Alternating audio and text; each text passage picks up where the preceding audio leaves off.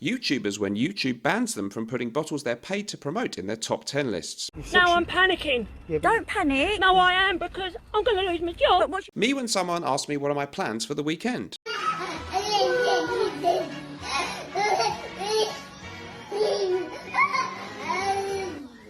And this was me when I worked as a roadie after I wiped Bob Dylan's harmonica on my backside before he went on stage. My Detroit players, Tim's for my hooligans in Brooklyn.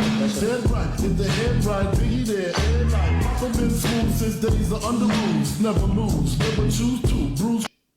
Hey guys, welcome back to the show. How are you doing? We've got a new format on the Mr. Smelly Show. We talk about a few different things in each episode, not just endless lists of fragrances, but there will be 3 good fragrances that I'm looking forward to wearing in the imminent future in today's episode. So check out that. That's coming soon. By the way, do not forget, we have, as I film this, and as you perhaps watch it, depending when you watch it, we have an amazing special offer. Gravitas Pour 30% off at nortonandwilson.com. Go there now. 30% off in the USA, Canada, and the UK. And the price that you see there includes your shipping. This is an amazing aromatic fougere from master perfumer with a great heritage in the industry, going back to the 1980s when even I was young. John Stephen, an amazing perfumer. Check it out. Okay, 3 YouTube channels that I actually watch. No, I'm sorry. Actually 4. I'll do 4. None of them are fragrance channels, and that's just the honest truth. I don't watch any other fragrance channels unless I have to look at something to research it, because I'm going to talk about it in my own video. Horrible person, aren't I? Don't support any of my colleagues. We're not colleagues. It's every man or woman for himself. It's a nest of vipers. So, great channels you might enjoy. Not only are you a fragrance enthusiast, but you obviously spend some time on YouTube, and I'm sure you don't only want to watch things about fragrances. So let's go. Number 1. Report of the week. Millions of subscribers, been going, I think, over 10 years. Amazing fast food reviewer, ironically, incredibly skinny and slightly interesting looking chap, let's put it that way. Dresses like he's in the 1940s, and it has the most wonderful deadpan, sarcastic, dry humour, and that's what I love about him. So he'll review the new Italian, he was reviewing an Italian sandwich or something, the Italian chicken sandwich from Burger King or something, and it said on the wrapper or something, the essence of Italy or a taste of Italy, and he said, yes, indeed, why, if you had 2 choices, either you can spend all that money to fly across the Atlantic and book a hotel and go and experience Italy for a week or 2, or you can go to Burger King and get this sandwich. It's a no-brainer. Which one is going to give you the better taste and experience of what Italy is all about? And those kind of jokes I like his humour. The way I delivered it probably wasn't funny. Love this guy. Report of the week linked down in the description. Uploads quite a lot, and just he's got this very, very peculiar manner about him, but obviously a very articulate and intelligent guy. And I don't really know if he loves fast food. He just doesn't look like he eats much of it, really. But if you've seen him, you'll know what I'm on about. Okay, next up, Bald and Bankrupt. This to me is the best travel vlogging channel I've seen. So this guy, Benjamin something, bald and bankrupt, because he is bald and he's apparently been declared bankrupt. He travels all over the world, used to do loads in the former Soviet Union, and he had a sort of obsession with finding Soviet mosaics and things, which I'm kind of interested in all that stuff, so I liked that. And he used to meet the local drunks in Belarus and stuff and buy them vodka and stuff. There is some controversy surrounding him and things, allegations of his past, which all makes it all the more intriguing, I think. But he's really, really, really charismatic on screen. He's very confident and engages with the locals, and things I'm like, oh god, you're going to get yourself stabbed, you're going to get yourself killed. He's in South America, he's been doing Venezuela and Colombia at the moment, and he just meets real people. It's not this kind of polished, boring, slick kind of way of doing it. He does go and talk about the food that he gets, but he's always much more of a hands-on experiencing life of ordinary people in these countries, and very, very humorous, very cheeky. He loves the hotties and the hot chicks in each country, and it's a little bit sexist sometimes, but nothing too offensive, I don't think. Really, really good channel. He's an English guy. Check it out. I really love that one. Thirdly, producer Michael. Okay, I do. If I want something positive in my life, now I can't aspire to have all the riches that this famous music producer with a load of other media-based things that he's got that he does for a living. Fantastic YouTube channel. Lots of luxury goods, some luxury watches, even some fragrances from time to time. I do actually really, excuse me. He did appear. Can you believe this? He appeared on my live stream. No, how I pulled that off, I don't know. He sent me his 2 fragrances, AM and PM by Fragrance du Bois, and yes, they were scent free. I really think they are remarkable and very, very potent and unique smelling, actually. They're really intriguing fragrances, so they're expensive, of course. Yeah, they're something very magnetic about that one. That smells like money. But the thing about him is he still has this humour. He is English, from the north of England. He has a humble background. I think he grew up, when he was young adult, he was washing dishes for the for the English army in West Germany when it was still the Berlin Wall up then.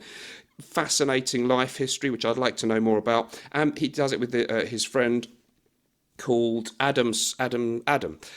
And they have this great rapport between them. And although this man is incredibly wealthy and has a lifestyle most of us could only dream of, there's a humility about him, an innate humility that he never comes across arrogant, which is very rare in one of these channels about these kind of luxury lifestyle. Really got great humour, variety of stuff that he does, looks around luxury homes, and just really, really well presented, and always just an easy way to pass the 15 or 20 minutes when you're watching it. Love that one. Producer Michael, all these are linked down there. What have I done now? 1, 2, 3. I've got one more to do. Oh yeah, I might get in trouble for this, but okay, this is a political channel, and I'm not saying that I agree with this person's politics necessarily. I might do, but I might not. I'm not going to let you know.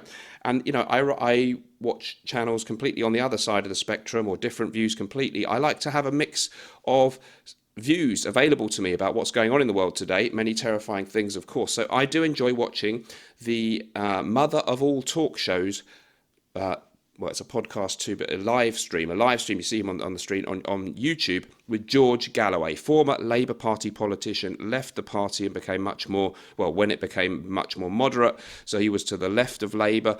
And most of his views are sort of left-wing, but in the current crazy world of the culture wars and wokeness, some of them tie into what Conservatives think too. And I'm not saying I support or don't support everything that he says, but mainstream, you want to find out what's going on in the world at the moment, on the news, on the BBC, on Sky, you get a very, very limited, they won't let people like him on anymore. He used to be on if there was a war or something, and he'd give the other point of view to the government's point of view normally. He's not allowed on anymore. At least here, outside of mainstream media, we get different opinions and, freedom of speech just about hanging in there. I hope that his channel doesn't get taken down, because whenever you say something controversial, they don't always like it anymore.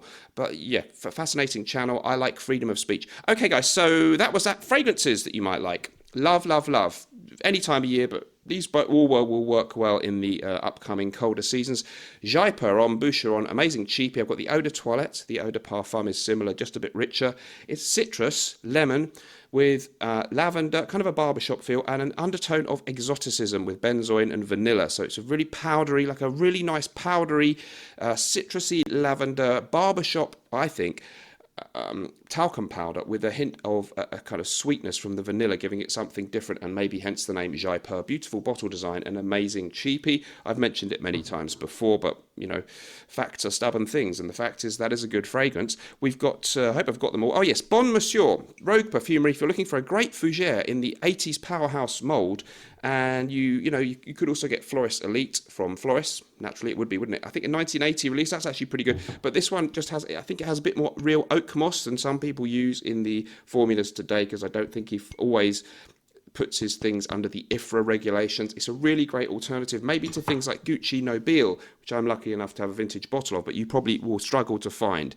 Amazing, just classic aromatic fougere. If you like things like Dracar Noir, Hubigant Duc de Vervins, Alextreme, Gucci Nobile, green, bitter, manly, masculine, fresh in the best possible way. Bon Monsieur, Rogue Perfumery. Finally, quite most expensive. Oh, that's sort of reasonable price for niche, if you know what I mean.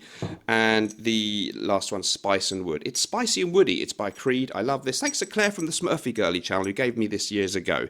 And we're still good friends. So this one has some citruses in it. It has beautiful spices, a hint of cinnamon, and this undertone of vetiver. It works really well on summer evenings too, but it's great for the winter time. It's got a little bit more to it. Somebody, a rather attractive lady years ago, said if you want to meet a hot chick, you should wear Aventus, but once you've got one and you want to keep her, you should wear Spice and Wood. Well, none of those things ever happened to me, and certainly not the latter.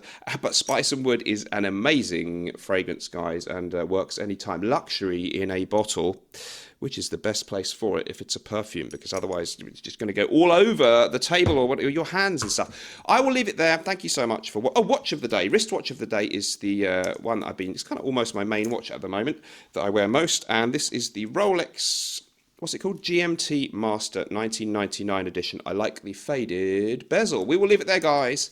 Have a great day or night. Whatever you're doing, remember, let's project. Let's project in life, right? And although sometimes life may stink, at least we can always smell good. Bye-bye. Bye.